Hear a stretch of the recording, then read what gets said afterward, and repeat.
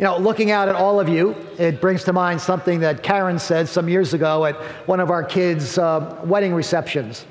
As we looked out on this room full of our family and friends filling that great reception hall, she said, "It's everybody we love, all in one room." And that's how I feel right now, friends. Everybody I love across our campuses, online, all in one place. That's pretty good.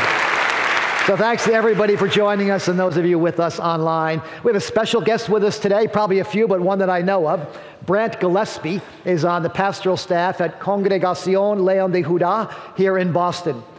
He is here representing our sister church, a leading church in our greater Boston for many years, representing their senior pastor, Mercedes Miranda, and our late good friend and pastor, Roberto Miranda. So Brant, wherever you are, I can't see you, but thank you for being here and for your good work in the city. Now, this is the third time we have gathered as one church, and everyone's been special. The first time was 2004, and we were celebrating our oneness across multiple services. Back in those days, we had 4 Sunday services all in Lexington. It was a long Sunday. Second one was in 2015, and we celebrated our oneness across multiple campuses. We had 4 of them at that point. Foxborough was yet to come, and who ever heard of an online campus, right? And now here we are today, and we're celebrating our oneness across multiple generations. And as I count, we have 6 of them: builders, boomers, Gen Xers, millennials, Gen Zs, and Generation Alpha, those born since 2010. And we want Grace Chapel to be vibrant and fruitful for every one of those generations and for the generations to come. So that's why we're here today.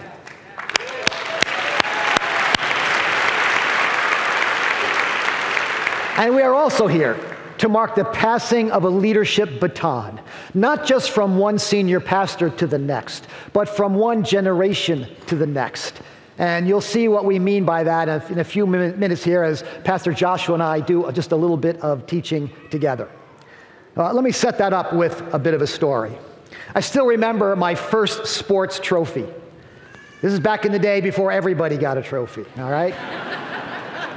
So our boys brigade group from church was competing in a regional track and field event against other churches.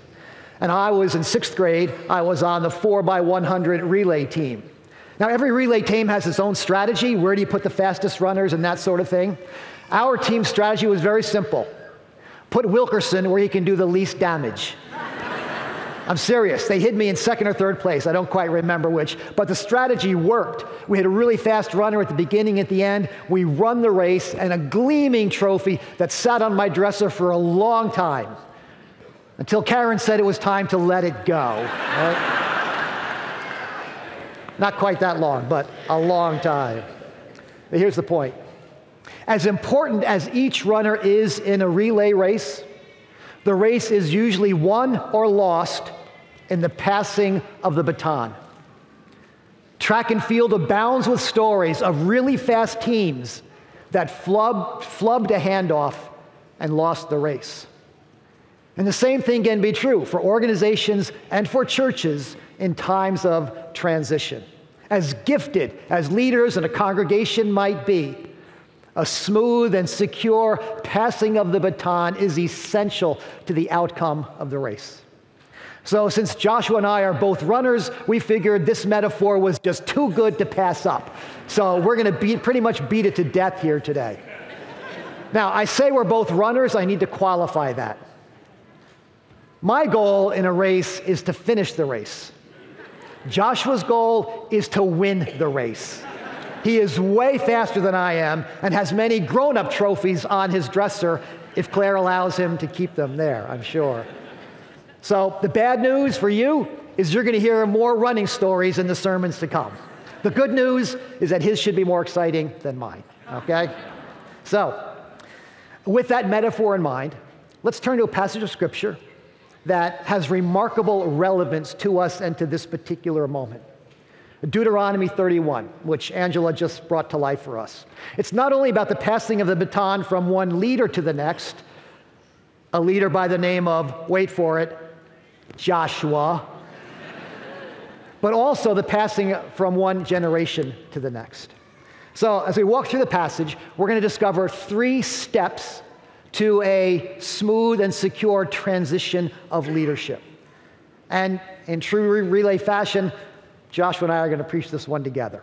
So let's look at the opening verses of Deuteronomy 31. Then Moses went out and spoke these words to all Israel. I am now 120 years old and no longer able to lead you. The Lord has said to me, you shall not cross the Jordan. The Lord your God himself will cross over ahead of you. He will defeat these nations before you, and you will take possession of the land. Joshua also will cross over ahead of you, as the Lord said.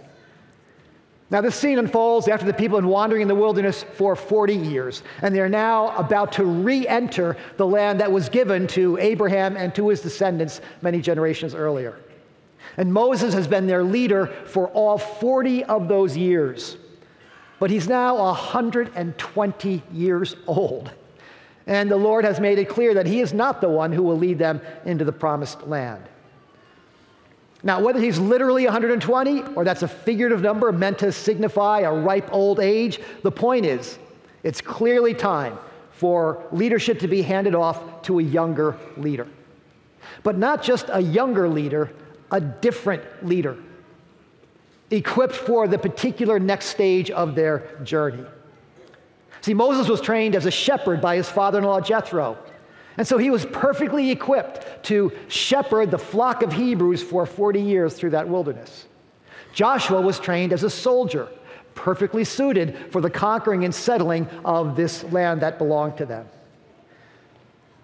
Moses' failure in an earlier incident had disqualified him from leading into the promised land, but from the surrounding passages, it seems as though Moses has come to peace with the idea that this is a timely and fulfilling end to his leadership season. And we've come to a similar transitional moment here at Grace. Now, I'm not 120 years old. The beard's a lot grayer than it was when I got here, but I'm only just a little more than halfway to 120. As I look back on all the years, the wonderful things God has done in and among and through us, I'm truly in awe of it all.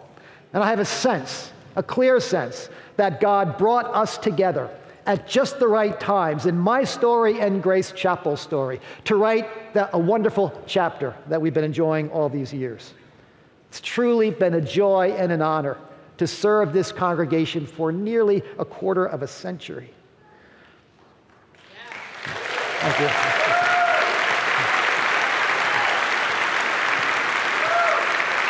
Thank you for that. And I want you to know, I still have energy and passion for ministry. I still intend to serve the kingdom, but it just is clear to me, God has brought me a settled sense of peace and conviction that it's a good time for me and us personally, and a good time for Grace Chapel to hand off to a younger leader.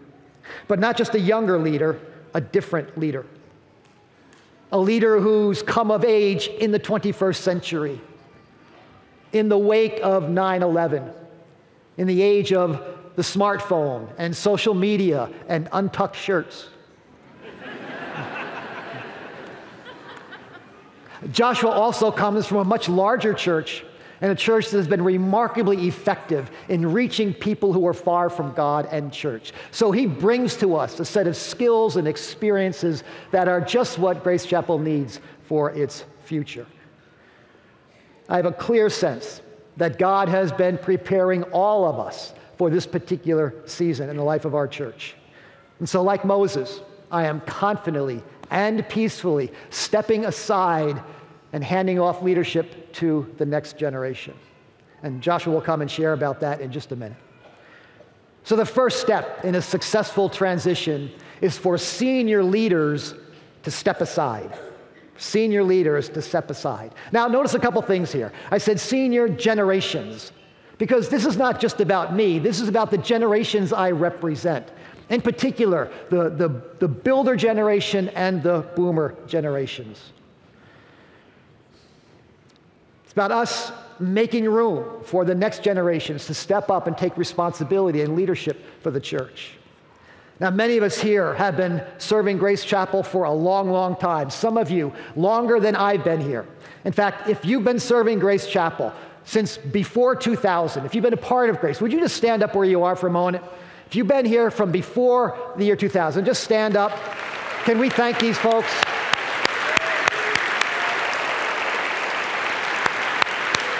Thank you, thank you, thank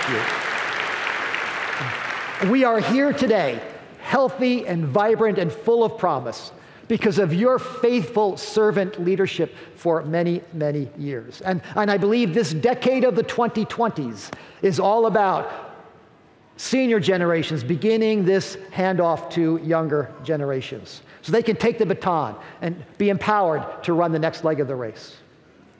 But notice I said step aside, not down, as if we're giving up our influence, and not out, as if we're no longer going to be involved. Grace Chapel and the Kingdom still need our influence, our wisdom, our participation, our service, and support. When a runner finishes their leg of the relay race, they don't go to the locker room or the concession stand. They stay on the field and they cheer for the next runner. And I intend to be Pastor Joshua's biggest cheerleader, and to come alongside and serve and support Grace Chapel whatever ways I can, behind the scenes and out of the spotlight. So we're not stepping down. We're not stepping out. We're just moving out of the driver's seat for this next stage. And we're not doing it all at once. Hear me now. This is not a signal for anyone of a certain age to suddenly drop their volunteer leadership role at Grace Chapel. I'll be in big trouble with Pastor Joshua if you do that. It just means in this season, we're always looking for newer, younger leaders to invest in, to empower, and at the right time, to make a handoff. So in that spirit, I would like to hand off the mic to Pastor Joshua for this next section. Can you welcome Pastor Joshua as he comes on? Go ahead.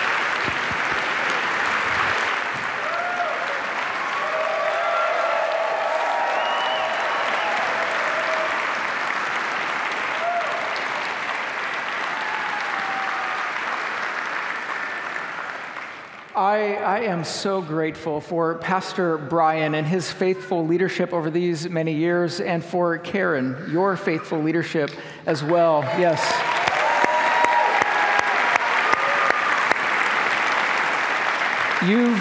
You've heard the saying. You've heard the saying that we stand upon the shoulders of giants. And that was popularized by Sir Isaac Newton, the famous scientist who wrote in a 1675 letter to a colleague about the advances of science. He wrote this: "If I've seen further than others, it's by standing on the shoulders of giants." And I'm so incredibly grateful that I get to stand here with you because Pastor Bryan has done so much to prepare you for the future. And good leaders know just the right time, just the right moment to pass the baton so that future generations can carry the race from generation to generation to generation. And as Pastor Bryan said, we're both runners. This is a perfect metaphor for us. And what I want to say to each of us today, for everyone here in the room, and especially to those of us who represent the next generation, it's our turn to step up. It's time for us to step up and continue to run the race and to run it together. And I believe that when we do, God will lead us, God will guide us, and God will bless us immeasurably. And I love this Old Testament story that we focused on today with Moses and Joshua and the Israelites. It's this historical and critical moment in the life of the Israelite people as they transition from one generation to the next. It's this step-up moment. And so if senior generations, if the generations that have gotten us to this point step aside, then it's important for the next generations to step up, to lead, and to follow after God. And what that requires is a little bit of courage and a whole lot of dependence upon God. Let me read from Deuteronomy, picking up where Pastor Bryan left off. You have Moses and Joshua, the Israelites. They're atop a mountain. And some people today point to Mount Nebo. And from Mount Nebo in Jordan, modern-day Jordan, you can see across the valley to this land that was promised to the Israelites. It's this backdrop as Moses prepares the Israelites for the transition when with Joshua there that they can actually see the place to where they are going. And so we read in verse 7, "Then Moses summoned Joshua and said to him in the presence of all Israel, 'Be strong.'" And some translations say, "Be bold, be strong and courageous, for you must go with this people into the land that the Lord swore to their ancestors to give them, and you must divide it among them as their inheritance." Moses, as their leader, as their friend, he's looking forward to what is coming next. He's looking into the future. He's anticipating the fulfillment of God's promise, as well as the generations who will live there far, far into the future. And this story is one of my favorite stories, and really the entire book of Joshua, where we also read this story, is one of my favorite books. I suppose that it has to be when your mom names you Joshua.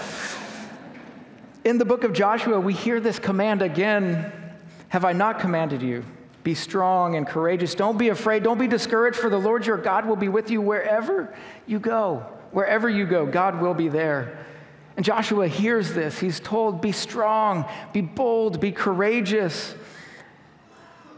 But I imagine Joshua, a little weak in the knees, using maybe the lectern to hold him up just a little bit, right? And it's not that he wasn't well prepared. In fact, he was one of the best prepared leaders of all of Israel. He was a soldier. He had gone out to scout the land. He knew the land better than anybody. But the task was great. The task was enormous. It felt weighty. It was big. And just a little bit of context here, Joshua had to follow Moses who led the Israelites out of slavery in Egypt, who had wandered through the wilderness and promised them that there was hope for them. And finally, they arrive here at this place where they would take their first steps into this land, this promised land. Joshua had to follow Moses. It was a big task. And when those kind of things are confronting you, what do you do in those moments? And you might find this interesting, but more than 400 times in the scriptures do we hear this invitation, this instruction: do not be afraid, do not fear. Again and again, we read this. In a later generation, Isaiah shares with God's people. He hears this from God, and it's this invitation again: do not fear, for I am with you. Do not be dismayed, for I am your God. I will strengthen you. I will help you. I will uphold you with my righteous right hand.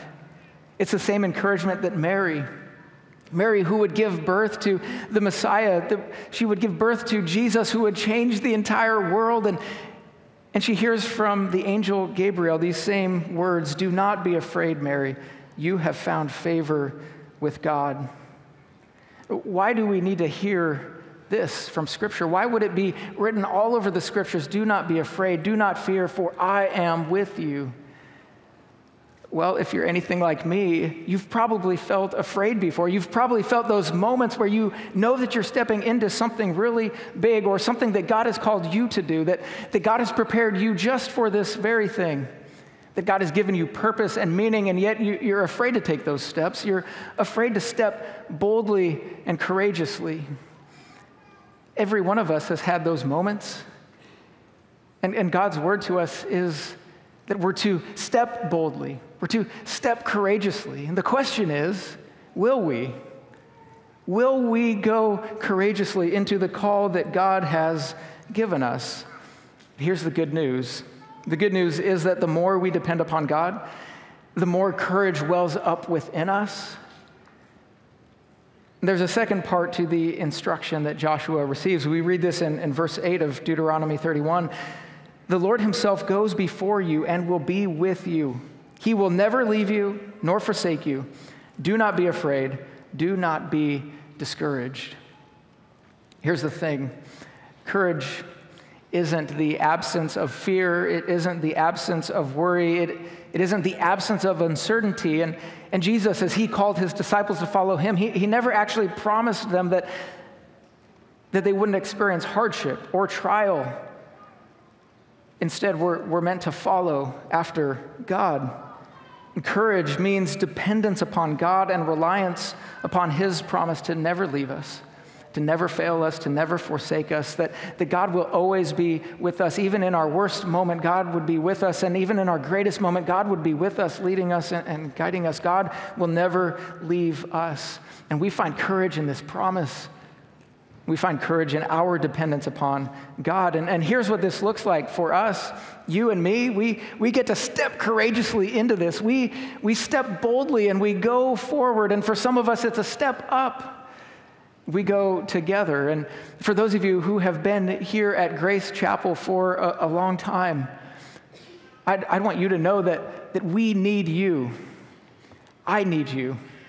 We need your encouragement and your love. We see your faithfulness over generations, and we look to you and your wisdom and your guidance. And I just want to say thank you. Thank you for getting us here, for teaching us the faith, for helping us know who Jesus is. And for those of you who are perhaps a bit newer to Grace, I'm a bit newer to Grace. I want to say that it's time for us to step up. We get to step up with our worship, with our study of Scripture, all the ways in which we serve and share the compassion of Christ, the ways in which we give of our time and our resources, the ways in which we share Jesus and who he is. It's our turn to step up. And when we do this together, I don't think we can go wrong. When we do this together, I think that God will point us to a future that perhaps we've only caught a glimpse of today. It's a future that I think God has prepared for us. And so let's do this together. But why does that matter? Why does it matter that we go together? I'll tell you that I've been praying a lot. Early mornings, on my runs, I've been praying that God would fill me with his grace, that God would fill me with his Holy Spirit, and that God would fill us together to show us the way. And this matters because I believe that the church matters. The church was God's plan to help people experience the love of Christ, that through Christ, we as the church, the body of Christ, were sent out to go and share compassion and grace and love and care. We're meant to spread the good news, to share just what Jesus has done. God's plan for the world was to send us, and through Christ, so that others might come to know of Jesus' life-changing love. I love the church. I love the church. And the second reason is this. I believe that you are that kind of church that makes a difference in the world. You're the kind of church that makes a kingdom impact. You reach people with the love of Christ in an age of religious and cultural skepticism. You make a place for people disconnected from the church who maybe at one point in their lives gave up on the church but are finding Christ in new ways. You invite people to discover life with God for the good of the world, and you live that mission boldly and courageously. You show people the life-changing love of Jesus. This matters, and what we do matters. And so here's my invitation. It's an invitation to step up. Every generation has been called to step up and to lead the way for future generations, that future generations might come to know the life-changing love of Jesus. And if you're a little bit intimidated by that, good. That's a good thing. But trust that God will lead us. And I believe there has never been a better time to be the church. There's never been a better time to take that courageous step. And when we do, we hear these words, as Paul reminded a little church in Ephesus. He told them, because of Christ and our faith in him, we can now come boldly and confidently into God's presence. And so let's step up together. Let's go courageously. Let's put all of our dependence upon God. And the invitation, well, I'm going to close with this. To quote the great Tom Brady, mind you, I'm not quoting Patrick Mahomes from where I'm coming in Kansas City. Yeah, I hear a yes. To quote the great Tom Brady, let's go. Let's go. Let's go. Let's go. I promise you that if we go together, Jesus will work through us, Jesus will transform us, and the world around us, the greater Boston area and the entire world, will look more like the kingdom of God on earth as it is in heaven. Amen.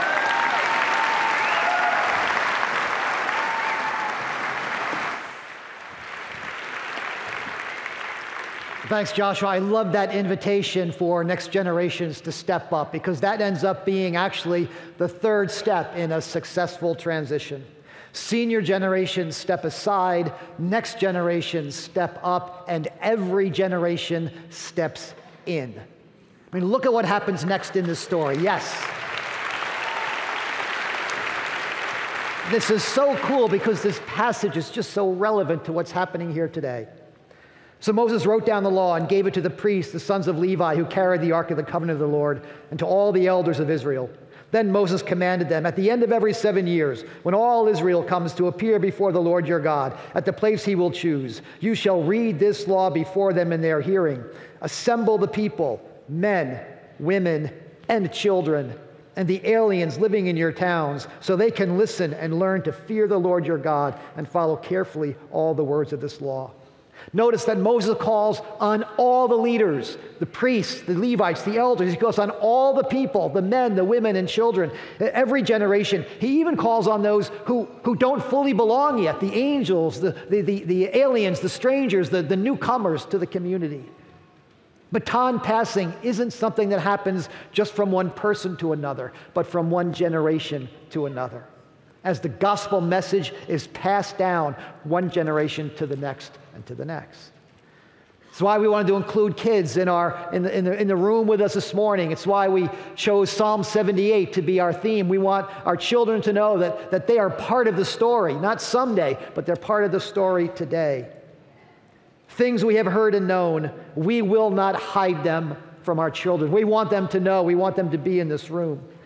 We will tell the next generation the praiseworthy deeds of the Lord, so the next generation would know them, even the children yet to be born, and they in turn would tell their children. I mentioned Generation Alpha earlier, those born since 2010. And we've got some of them in the room. In fact, if you are 14 years old or younger, or the parents of somebody in that age group, would you just stand where you are for a moment? Can we celebrate you being here in the room with us? I love it. Friends, they tell us that this generation will be the largest generation in the history of the world. What an opportunity and what a responsibility for the church to teach, to reach, to empower this next generation to step up and to step in. How cool is it to imagine for some of these kids who just stood up at a future One Church Sunday, 10, 20, 30 years from now when Pastor Joshua retires, something like that. For them to stand up and say, I was there, I was in the room when it happened, when that baton was passed from one generation. If every generation steps in, it can happen. So that's why we're here today. One church across many generations. That's why we are passing this baton, not just from one pastor to another, but from one generation to another. And it's why we're doing all of it as an act of worship, because as Pastor Joshua has reminded us, we are in complete dependence upon God. So I think that's enough talk. Pastor Joshua, I think it's time to do this thing. Okay, come on out. Let's lace up our shoes here. I told you we were going to beat this metaphor to death, so that's what we're going to do right now. Hey, you're into racing after this, right? We're going after it together. Hey, I don't think these shoes quite fit. These aren't... What, getting mixed up? Yeah, I think these are yours. Well, yeah, well, those are my shoes. They work great for me, Joshua. I mean, you get to wear them now. I mean, that's great, but I really should run in my shoes to run my race. Plus, these smell just a little... I don't mean to be mean. I think you're right. Let's get this straightened out. Joshua, you wear your shoes and run your race. I'll wear my shoes, run my race, okay? I like that. I like that. Because, Joshua, here's the really cool thing about this. From the very beginning, this church has allowed me to be myself. I came and I was following a well-known, highly effective preacher and leader in Gordon MacDonald. They never asked me to be Gordon. They allowed me to be myself. We made a deal. We were always going to be our true selves with each other. They welcomed Karen and me and our kids. And together, we have grown into the people and the church God called us to be. And I'm confident they'll do the same for you. Thank you, Bryan. Thank you. I'm grateful for this wonderful community that I get to step into, that my family, Claire, and my little one, Ada, get to step into, and the faithfulness of generations to share the love of Christ. I'm excited for our future together. All right, so let's get it done. Let's pass this crazy baton, all right? Here we go. We actually have a baton here. Pastor Joshua, this baton represents Grace Chapel, its message, its mission, its resources, its reputation, and above all, its people. And with a deep sense of gratitude for having had the honor of stewarding this ministry and this congregation for 24 years, and with a great sense of confidence in God's calling on your life and His purposes for Grace Chapel, I place the baton of senior leadership in your hands.